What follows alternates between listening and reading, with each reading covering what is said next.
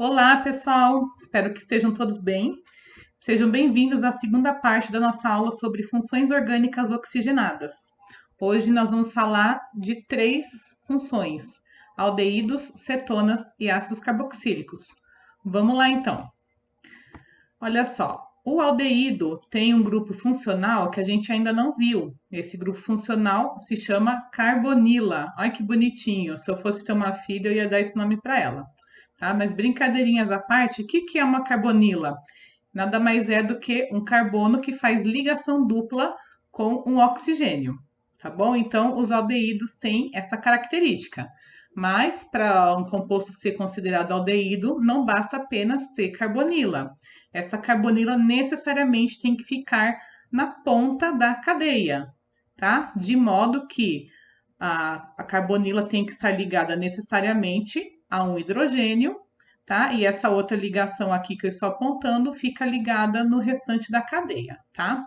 Então, o grupo funcional característico do aldeído é representado aqui por essa estrutura, ou quando a gente vai escrever a fórmula estrutural condensada, a gente pode simplificar usando aqui as letras CHO, tá? Ligadas no restante da cadeia, beleza?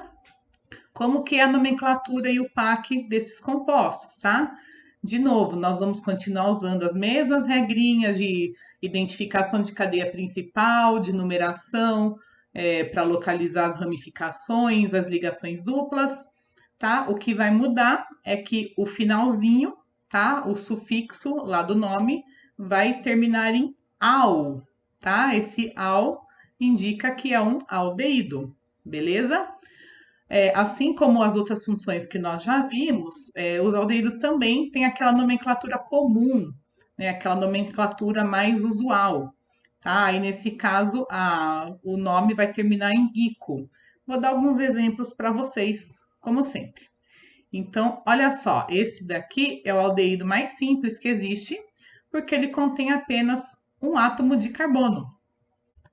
E quando a cadeia principal tem só um átomo de carbono, nós vamos usar o prefixo met. Então, esse composto se chama metanal, tá? Met, porque é um carbono. O an indica que não tem insaturações.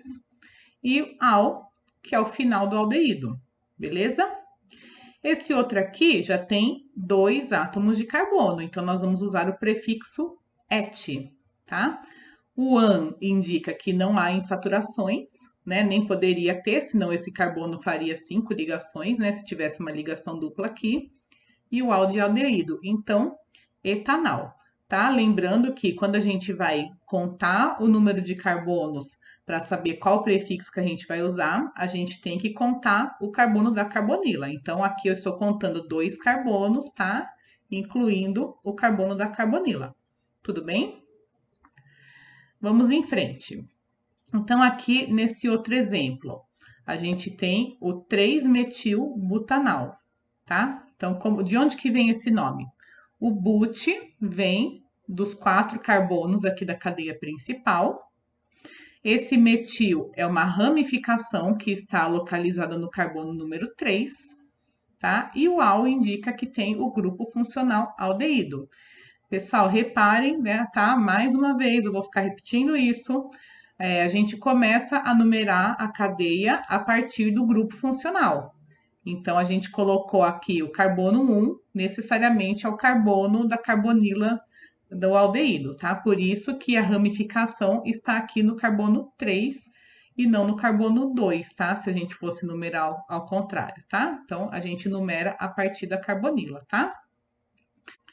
Só esse outro aldeído aromático, ele é comumente conhecido como benzaldeído ou aldeído benzoico, que esse nome é derivado lá do radical benzil.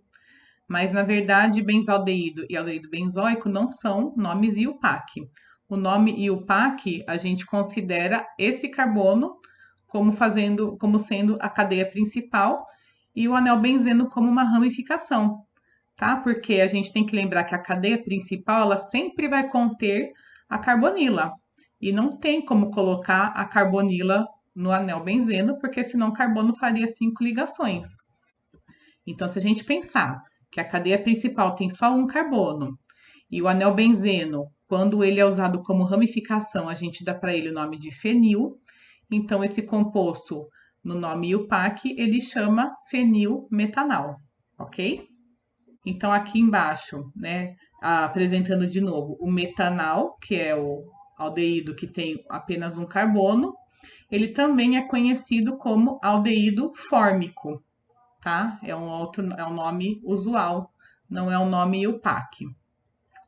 Bom, quando tem 4 carbonos, tá? Incluindo o carbono da carbonila, se chama butanal, tá?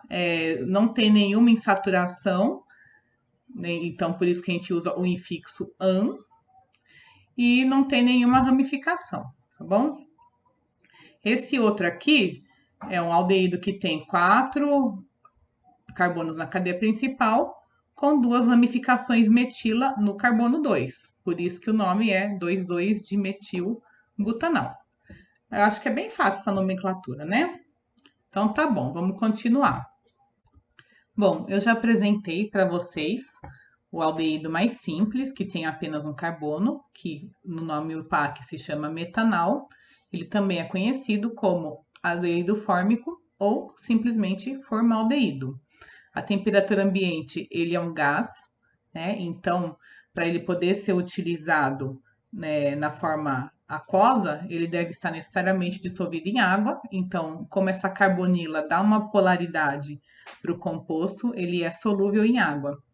Então, o formol que a gente conhece, que é usado como conservante de cadáveres e outros tecidos humanos ou de outros animais, né, principalmente em faculdade de biologia, de medicina, ele na verdade não é o formaldeído puro, ele é uma solução, né, do metanal, né, na concentração de 40%, tá? Porque esse composto é um gás a temperatura ambiente e não um líquido.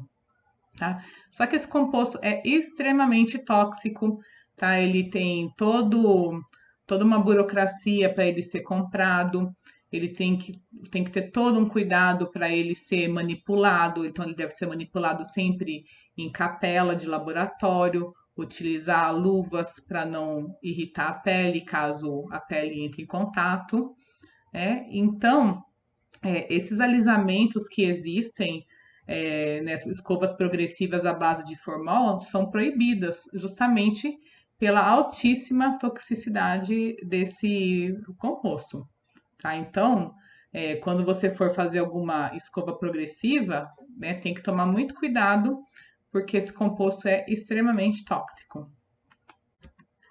Outros aldeídos interessantes da gente conhecer são a vanilina e o cinamaldeído. A vanilina é o que dá o aroma característico da baunilha. É claro que o aroma natural de baunilha, além da vanilina, tem outros compostos, tá? Mas a vanilina está presente em maior quantidade e é o principal responsável pelo cheiro da baunilha. Então, esse composto é muito utilizado na indústria alimentícia e na indústria de cosméticos, né? Para aromatizar alimentos, aromatizar perfumes, cremes, né? Geralmente é usada a vanilina sintética, porque ela tem um custo muito mais baixo do que a vanilina extraída naturalmente da baunilha, tá? Porque a baunilha já é uma flor cara. E para se obter pequenas quantidades de vanilina, são necessárias quantidades enormes de flor da baunilha. De uma forma geral, né, falando da indústria de aromas e perfumaria, os aromas naturais costumam ser mais caros porque são necessários muitos e muitos quilogramas de material vegetal para se obter um pouquinho, né, para se obter poucos gramas do óleo essencial, né, daqueles compostos que vão dar um certo aroma de interesse. O cinamaldeído é encontrado na canela, tá? Então aqui ele tem o grupo funcional, tem uma ligação dupla entre esses 2 carbonos aqui e um anel aromático. Então aquele sabor característico da baunilha, ele ocorre graças a esse aldeído, tá? E apesar dele ter aí 6, 7, 8, 9, apesar dele ter 9 carbonos na sua cadeia, né, que é uma cadeia considerada de tamanho médio, ele é um composto relativamente volátil, O aroma da baunilha, tá? Só por curiosidade, depois vocês podem fazer esse experimento em casa se você não tiver alergia à canela, tá? Coloca um pouquinho de canela na sua língua com o nariz tampado e vê se você consegue sentir o sabor da baunilha. E depois você destampa o nariz para ver, tá? Então, o cinnamaldeído é tão volátil que ele não é sentido pelas nossas papilas gustativas, ele é sentido pelo nervo olfatório. É bem interessante de fazer esse experimento em casa. Deixei aqui uma imagem para vocês rirem um pouquinho. Agora vamos falar sobre as cetonas, tá? As cetonas também possuem carbonila, tá? Assim como os aldeídos, só que vamos relembrar que no aldeído a carbonila fica na ponta da cadeia. Na cetona, a carbonila fica no meio da cadeia, tá? Então, necessariamente tem que ter dois carbonos ligados à carbonila. Então, a cetona que tem menor número de carbonos é aquela que tem 3 carbonos, tá? Porque se tiver um hidrogênio aqui e um carbono aqui, por exemplo, aí já não é mais uma cetona, e sim um aldeído, tá bom? Então, nomenclatura e UPAC são aquelas mesmas regras que a gente já tá careca de saber, e o finalzinho do nome vai ser ONA, tá? Então, todos os nomes que terminam em ONA são característicos das cetonas que tem carbonila entre carbonos, tá? Na nomenclatura comum, a gente considera as duas cadeias carbônicas, né, que estão ligadas na carbonila em ordem alfabética e se utiliza a terminação cetona. Vamos ver alguns exemplos. Olha só, essa daqui tem 1, 2, 3, 4, 5 carbonos na cadeia principal. Ah, não poderia ser 1, 2, 3, 4, 5, 6? Não, porque a gente tem uma ligação dupla aqui. Então, a cadeia principal tem que conter, além da carbonila, que é a característica da cetona, tem que conter essa insaturação. Então, a gente vai numerar sempre a partir da extremidade mais próxima da carbonila. Então, aqui tem o carbono 1, carbono 2, 3, 4 e 5, ok? Então, 5 carbonos, prefixo pente. Esse 4 está indicando a posição da dupla ligação. Então, aqui a gente tem, ó, carbono 1, 2, 3, 4. Então, entre o carbono 4 e o carbono 5, tem a insaturação, então a gente indica com 4, que é o número menor. Infixo em, para indicar a insaturação. E o número 2 indica a posição da carbonila, tá, pessoal? Lembra que na cetona a carbonila tem que estar entre carbonos, então não tem como ser número 1, né? Não poderia a carbonila estar no carbono 1, que aí seria um aldeído, tá bom? Então, esse 2 está indicando a posição da carbonila e o final ona, ok? Só que esse daqui, pente, 4-en, 2-ona, é o nome da cadeia principal, né? Sem considerar essa ramificação, tá? Se a gente verificar que a ramificação está no carbono 4, então o nome completo desse composto é 4-etil, pente, 4-en, 2-ona, tá? Ficou um nome grande, mas a gente tem que lembrar que a nomenclatura IUPAC foi desenvolvida de forma que, a partir do nome, a gente consiga deduzir a estrutura do composto e vice-versa. Tudo bem? Então, mais alguns exemplos, tá? Essa cetona é um pouco mais simples, então, olha só. Tanto essa quanto essa tem 5 carbonos na cadeia principal, só que essa aqui de cima a gente vai começar a numerar da esquerda para a direita, porque é a extremidade mais próxima da carbonila, tá? Então, pentan 2-ona, tá? Indica uma cetona com 5 carbonos, sem insaturações, tá? One. E aqui embaixo, tanto faz onde que a gente vai numerar, porque a carbonila tá bem no carbono 3, que é o carbono do meio. Então, aqui vai ficar pentan 3-ona, porque é onde está o carbono 3 é onde está a carbonila. Quando a gente tem aqui novamente o grupo funcional e insaturação, a gente começa a numerar a partir da extremidade mais próxima do grupo funcional, que é a carbonila. Então, aqui, 1, 2, 3, 4, 5, 6 e 7. Então, 7 carbonos ept, prefixo ept.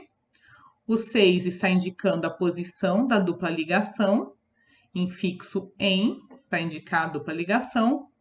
3 indica a posição da carbonila e ona, terminação característica de cetona, tá?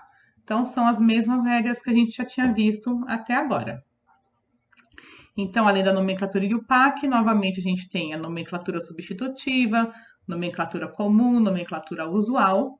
Então, a gente considera as cadeias carbônicas que estão ligadas na carbonila, tá? A gente não está agora mais contando a carbonila como parte da cadeia principal. A gente está contando dois substituintes duas cadeias que estão ligadas a uma carbonila. Então, aqui a gente tem o grupo fenil e o grupo metil ligados na mesma carbonila. Então, ele é conhecido, esse composto também é conhecido como fenilmetilcetona e um outro nome usual, acetofenona, ok? Aqui está em ordem alfabética, tá? Lembrando, e nos outros também. Então, grupo fenil, grupo etil. Então, o etil no alfabeto vem antes do fenil, então vai ficar fenil, etilfenilcetona, também conhecido como propiofenona, tá? Própio vem de 3 carbonos, tá? E aqui difenilcetona, porque tem 2 grupos fenil ligado na mesma carbonila. Olha só, uma acetona bem conhecida, tá? Muito utilizada como solvente, é a propanona, que tem o nome usual de acetona. Então, é isso mesmo que vocês estão pensando. A acetona que a gente utiliza para tirar o esmalte da unha é justamente a propanona, tá? É a acetona mais simples, né? Porque uma acetona tem que ter no mínimo 3 carbonos para que a carbonila fique entre 2 cadeias carbônicas, tá? E a acetona é muito utilizada como solvente, não só para remover esmalte, mas na indústria química, em laboratório, é usada na composição de tintas, tá? Tem um cheiro bem característico, né? Além do, é claro que nas tintas são usados vários tipos de solventes, né? A propanona é apenas um deles.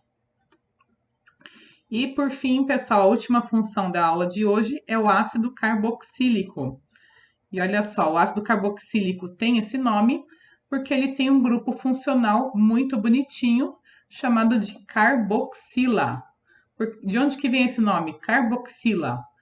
Porque é uma hidroxila ligada a uma carbonila. Olha que interessante. Então, é muito fácil da gente lembrar.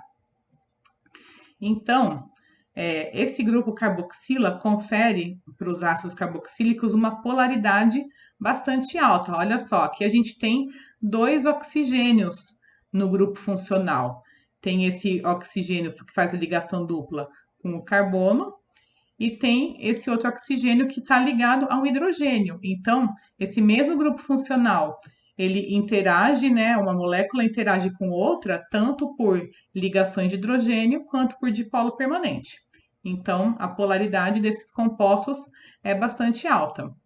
E isso vai fazer com que compostos, né, os ácidos carboxílicos, se a gente comparar com outros compostos orgânicos de mesma massa molecular, os pontos de fusão e ebulição vão ser mais altos, justamente porque essas forças intermoleculares vão ser mais intensas. Tá? A solubilidade em água dos ácidos carboxílicos também é maior do que se a gente comparar outros compostos orgânicos de cadeia carbônica de mesmo tamanho, tá? Agora, dizer que o ácido carboxílico é solúvel ou insolúvel em água vai depender do tamanho da cadeia. Então, ácidos carboxílicos com cadeia pequena vão ter uma polaridade maior, vão ser mais solúveis em água. Conforme a cadeia carbônica vai aumentando, né? Então, a parte apolar da cadeia vai aumentando também e isso vai diminuindo a solubilidade em água, ok? Então, a nomenclatura IUPAC também é bem simples, tá? A gente vai usar o prefixo que indica o número de carbonos, o infixo que indica se tem insaturação, a gente vai usar a palavra ácido no começo, e a terminação, né, o sufixo é oico. Então, vamos para alguns exemplos para ficar mais fácil de entender. Olha só, para a gente determinar qual prefixo que a gente vai usar, a gente tem que contar o carbono da carbonila, tá? Igual a gente fazia com o aldeído com acetona. Então, esse ácido aqui tem apenas um carbono, ele é o ácido metanóico, tá? Porque met indica um carbono. Olha só, ácido, prefixo met, infixo an e o final oico. Bem simples. Esse outro aqui é o ácido etanóico, porque et indica que tem 2 carbonos na cadeia. Tudo bem? Continuando. Aqui do lado esquerdo, coloquei aqui algumas estruturas de ácidos monocarboxílicos, né? Monocarboxílico é aquele que tem apenas uma carboxílica, uma carboxila, perdão. Enfim, aqui a gente começa sempre contando a cadeia principal do carbono da carbonila. Então, aqui, esse é o carbono 1, 2, 3, 4. 4 carbonos, a gente usa o prefixo but, tá? Tem aqui uma ramificação metil no carbono 2, então a gente vai colocar o 2-metil aqui no meio do nome. Então, esse é o ácido 2-metil-butanoico, ok? Esse outro, tá? É parecido com o anterior, só que a ramificação está no carbono 3, então ele é o ácido 3-metil-butanoico. Esse outro aqui de baixo tem 1, 2, 3, 4, 5 carbonos na cadeia principal, então vai ser usado o prefixo pente, tá? Ah, uma coisa que eu esqueci de falar, lembrei agora, a carboxila pode ser também representada utilizando essa simplificação, COOH ou CO2H, tá? Então, quando vocês virem isso, né, quando vocês virem escrito dessa forma, se refere a um ácido carboxílico, tá? Então, voltando aqui, é um ácido 2-metil, porque esse daqui é o carbono da carboxila, o carbono 1, carbono 2, então o grupo metil está ligado no carbono 2. Pente 3 enóico, tá? O en indica uma insaturação que está no carbono 3. Ó, 1, 2, 3. Ó, carbono 3 tem uma insaturação. Ok? São as mesmas regrinhas de sempre, tá, pessoal? E aqui do lado direito da tela, tem alguns ácidos que são dicarboxílicos. Ou seja, eles têm 2 carboxilas, tá? Uma em cada ponta da cadeia, necessariamente. Então, esse ácido aqui tem 2 carbonos, então a gente usa o prefixo et, tá? Então, e a gente coloca uma indicação di, né? Esse di está indicando que são 2 carboxílicas, tá? Então, 2 carboxilas. Então, aqui é ácido etano dioico, ok? Aqui a gente tem, ó, 1, 2, 3, 4, então a gente usa infixo but. Só que aqui, como tem uma insaturação, a gente utiliza o infixo en. Então, ácido buteno dioico, tá?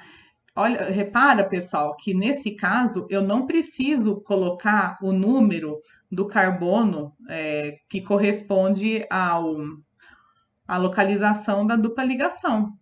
Porque a dupla ligação, ela só pode, né, considerando 4 carbonos nessa cadeia, a dupla ligação só tem essa posição possível. Não poderia ser nem aqui e nem aqui, senão esse carbono estaria fazendo 5 ligações, ok? E aqui embaixo, uma cadeia saturada com 5 carbonos, então 2 carboxilas, ácido pentano dioico, ok? Então, os ácidos carboxílicos também têm nomes usuais, nomes comuns. Eu não vou apresentar todos, né, para vocês não dormirem aí do outro lado da tela, mas vou apresentar os principais, tá? Então, o ácido metanóico, como eu falei agora, é o ácido fórmico. O ácido etanóico também é conhecido como ácido acético, tá? Mas, professor, eu acho que eu já escutei esse nome em algum lugar. Sim, você já conhece esse nome. O ácido acético, que é o ácido etanóico, é o ácido que está presente no vinagre, ok?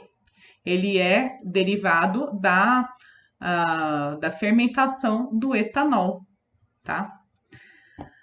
Bom, continuando, o ácido propanóico é conhecido também como ácido propiônico, o ácido butanóico é conhecido como ácido butírico e o ácido pentanóico é conhecido como ácido valérico, tá? Esses nomes comuns, eles não têm uma lógica, tá, pessoal? Ao contrário da IUPAC, onde o prefixo indica o número de carbonos, na nomenclatura comum isso não ocorre, tá? Não tem uma lógica aí. Tá? Esses nomes geralmente são derivados de misturas conhecidas da onde esses ácidos são encontrados. Tá? Mas eu não vou entrar aqui muito em detalhes, que esse não é o foco da nossa aula. Olha só que interessante, eu tinha comentado, quer dizer, eu não lembro se eu cheguei a comentar com vocês, mas existe uma classificação de compostos orgânicos, são chamados de ácidos graxos, tá? Eles são ácidos monocarboxílicos de cadeia longa, tá? Cadeia longa é mais de 10 carbonos, tá? Então, os óleos e as gorduras, eles são compostos, né? Eles contêm esse tipo de ácido carboxílico, tá? São ácidos que têm cadeias muito grandes, né? E como vocês sabem, óleos e gorduras são pouco solúveis em água, tá? Então a solubilidade é muito baixa. Isso ocorre devido ao tamanho gigantesco aqui dessas cadeias carbônicas, tá bom? A diferença entre óleo e gordura é a quantidade de ligações duplas presentes aqui na cadeia, tá? De uma forma geral, quanto mais ligações duplas, maior a tendência desse composto estar no estado líquido, tá? Quanto menos ligações duplas, maior a tendência desse composto estar no estado sólido, tá? Então, o que diferencia o óleo e a gordura é justamente o estado físico, tá? Os óleos são líquidos a temperatura ambiente e as gorduras são sólidas. E aqui, só de curiosidade, eu coloquei para vocês, né, o que significa o tal do ômega 3, do ômega 6 que a gente ouve falar, que faz bem para a saúde, né? Essa nomenclatura está indicando a posição da última insaturação na cadeia. Então, no ômega 3, a gente tem que lembrar que para dar o nome IUPAC, a gente numera a partir da carboxila, tá? Mas para a gente determinar ômega 3, ômega 6, a gente vai contar na outra ponta da cadeia, tá? Então, ó, se a gente contar aqui, ó, 1, 2, 3, então a última insaturação está no carbono, tá? No antepenúltimo carbono, né? No carbono 3, contando ao contrário. Aqui, ômega 6, a gente conta 6 carbonos a partir da extremidade mais distante da carboxila, tá? 1, 2, 3, 4, 5 e 6. Tá bom? Então, daí que vem esses nomes. Aqui, pessoal, eu vou deixar esse exercício como tarefa para vocês fazerem, mas eu gostaria de explicar esse exercício, né, para vocês fazerem, né, para não ter nenhuma dúvida, né? Então, eu retirei ele do Enem 2014 e ele diz assim: o biodiesel não é classificado como uma substância pura, mas como uma mistura de ésteres derivados dos ácidos graxos presentes em sua matéria-prima, tá? A gente já vai falar o que são ésteres na próxima aula, tá bom? As propriedades do biodiesel variam com a composição do óleo vegetal ou gordura animal que lhe deu origem. Por exemplo, o teor de ésteres saturados é responsável pela maior estabilidade do biodiesel frente à oxidação, o que resulta no aumento da vida útil do combustível. Meu Deus do céu, professor, eu não estou entendendo nada. Vamos lá. O biodiesel, ele é obtido a partir de óleos e gorduras, geralmente de origem vegetal, tá? Pode ser obtido de gordura animal? Pode, mas na indústria, geralmente, ele é obtido de gordura vegetal. Então, a composição do biodiesel vai variar conforme o tipo de óleo que foi usado para se produzir esse biodiesel, né? Pessoal, e o que seria essa oxidação? Essa oxidação, ela ocorre justamente nas ligações duplas, tá? Então, quanto mais ligações duplas tem uma cadeia carbônica, mais é provável que ela sofra oxidação, tá? Porque é justamente a dupla ligação que vai sofrer esse tipo de reação, tá? O quadro ilustra o teor médio de ácidos graxos de algumas fontes oleaginosas. Oleaginosas são plantas que produzem óleos e gorduras, tá? Aliás, plantas produzem só óleos, as gorduras são geralmente de origem animal. Então, olha só, aqui a fonte de oleaginosa, teor médio do ácido graxo e porcentagem em massa. Então, aqui, ácido mirístico, ácido palmítico, esteárico, tá? Todos esses nomes são nomes usuais e não IUPAC, tá? Então, aqui, o que significam esses números, tá? Esses números indicam, o primeiro indica o número de carbonos na cadeia, e o segundo número indica o número de insaturações. Então, o ácido mirístico tem 14 carbonos e ele vem de uma cadeia saturada, né? Ele tem 0 insaturações. O ácido palmítico tem 16 carbonos e nenhuma insaturação. O ácido oleico tem 18 carbonos e uma ligação dupla, e assim por diante. Então, aqui está mostrando a composição dos óleos de 5 plantas diferentes, tá? Então, essas informações que vocês precisam saber para resolver esse exercício que eu vou deixar para vocês como tarefa, beleza? E para a gente terminar essa aula, eu já vou deixar essa aula, isso daqui como um gancho para a próxima aula, para a nossa parte 3, os ácidos orgânicos sofrem ionização. Lembra lá dos ácidos inorgânicos, quando a gente tem, por exemplo, o HCl que se ioniza, forma H+ e Cl-, aquela ligação se quebra? Então, a mesma coisa acontece nos ácidos orgânicos, tá? Só que o que vocês têm que saber, tá? O pulo do gato que vocês têm que saber é que o hidrogênio que é ionizável é o hidrogênio da carboxila. Então, por quê?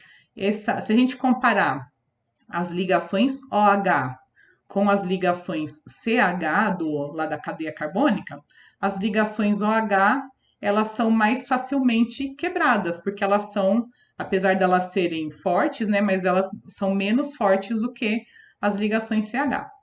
Então, quando um ácido orgânico sofre ionização, é o hidrogênio da carboxila que vai se separar do restante da molécula, tá? Então, aqui, né, se a gente pegar um ácido orgânico qualquer, dissolver ele em água, né, é lógico que ele vai. Os ácidos orgânicos são mais fracos, né? Então, a porcentagem de moléculas que sofre ionização não chega a 100%, tá? Mas é esse processo que ocorre. Então, esse hidrogênio, essa ligação OH vai se romper, tá? Então, esse H vai formar o H+, que vai se ligar com a molécula de água, formar o H3O+, porque, na verdade, o H+, ele é muito instável, ele sempre vai se ligar na molécula de água para ter mais estabilidade e vai formar esse H3O+. O restante da cadeia vai ficar com carga negativa, tá? Porque o oxigênio, como ele é mais eletronegativo, ele vai ficar com os 2 elétrons da ligação, tá? Então, vai formar esse R, C+O, CO-, tá?